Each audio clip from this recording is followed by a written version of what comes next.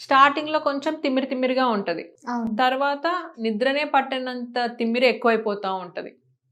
So, మనకి వచ్చే patients అందరూ ఈ సెకండ్ స్టేజ్‌లో వస్తా ఉంటారు. స్టార్టింగ్‌లో కొంచెం డిఫరెన్స్ ఉన్నప్పుడు వచ్చేవాళ్ళు చాలా తక్కువ.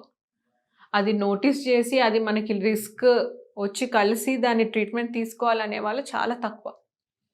సో, ఎప్పుడైనా మనకి ఎక్కువ హ్యాండ్ యాక్టివిటీస్ చేస్తున్నప్పుడు యూజువల్‌గా ఇది ఎక్కువ మనము ఐటీ ప్రొఫెషన్స్‌లో చూస్తాం. మౌస్ ఎక్కువ మౌస్ వాడతారు ఎక్కువ. గదా! హ్మ్. మౌస్ ఇలా బెండ్ చేసి వాడతా ఉంటారు.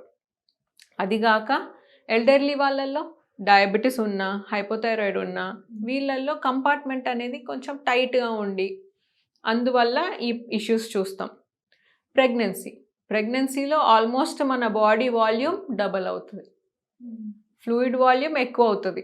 అందుకే వాటర్ పుట్ ఆన్ ఎక్కువైపోయి, ఆ ప్రెగ్నెన్సీ కండిషన్‌లో అండ్ పోస్ట్ పార్టమ్ డెలివరీ తర్వాత గూడా ఈ ఇష్యూస్ అనేవి కామన్.